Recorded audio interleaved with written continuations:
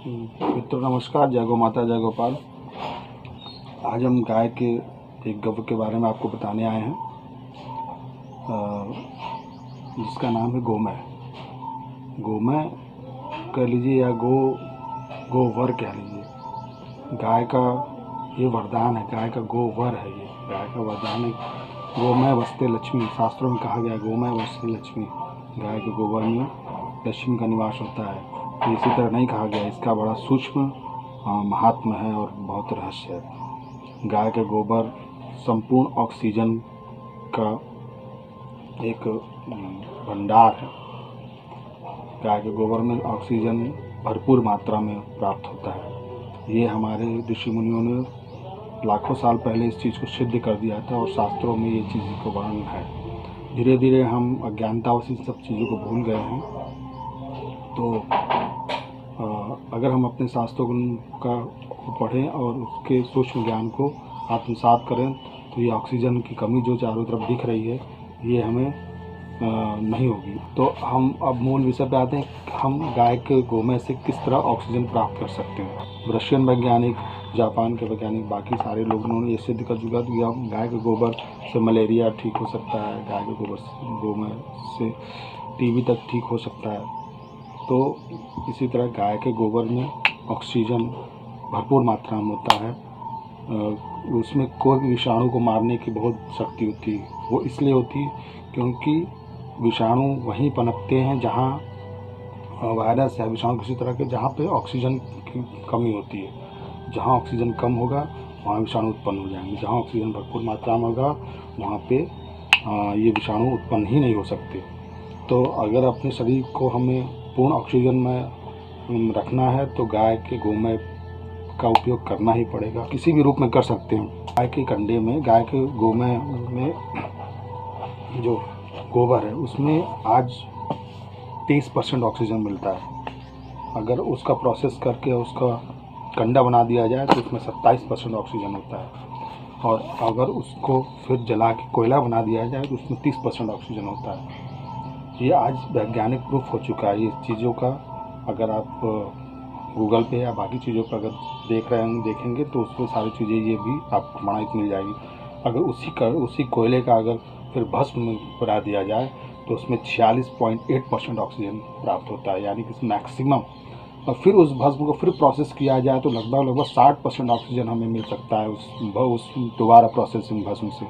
तो आप पाएंगे कि एक सिर्फ गाय गोमय से हमें भरपूर मात्रा में ऑक्सीजन प्राप्त है। वातावरण में कितना भी शुद्ध वातावरण हो उसमें 20 से 25% ऑक्सीजन आपको मिलेगा, लेकिन गोमय भस्म में आपको 46 से 60% तक ऑक्सीजन मिल जाता है। तो यदि आप इसका उपयोग करें, हम सब इसका उपयोग कर लें तो बिना पैसे में, बिना प्रयास के हमें गोमय भस्म से संपूर्ण मात्रा में ऑक्सीजन प्राप्त हो सकता है। इस तरह का आप कंडे का उपयोग करें, इसका भस्म बनाएं।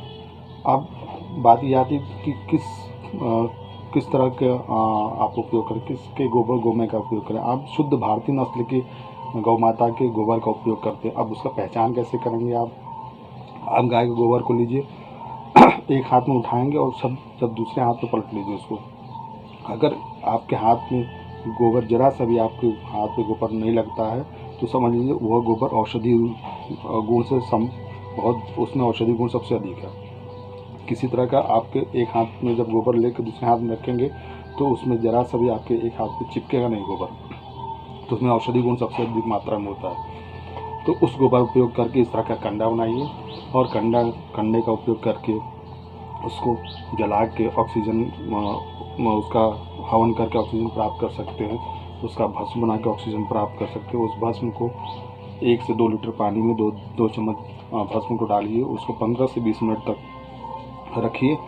15-20 मिनट बाद उस पानी को निथार के छान के जो भी रोगी हो, जो रोगी नहीं भी हो, उस पानी का अगर उपयोग करते हैं तो आपको भरपूर मात्रा में ऑक्सीजन मिलेगा।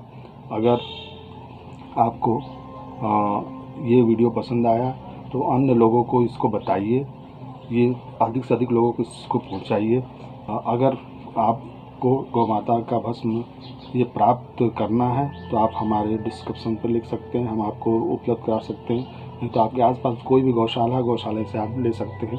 गौ माता का बस ये ध्यान रखना होगा कि वो गौ माता जो है वो देसी नस्ल की शुद्ध गाय हो, उन्हीं का गोमय का उपयोग करना है आपको। और अगर आगे भी मैं अन्य गव्यों के बारे में आपको अधिक जानकारी देता रहूँगा।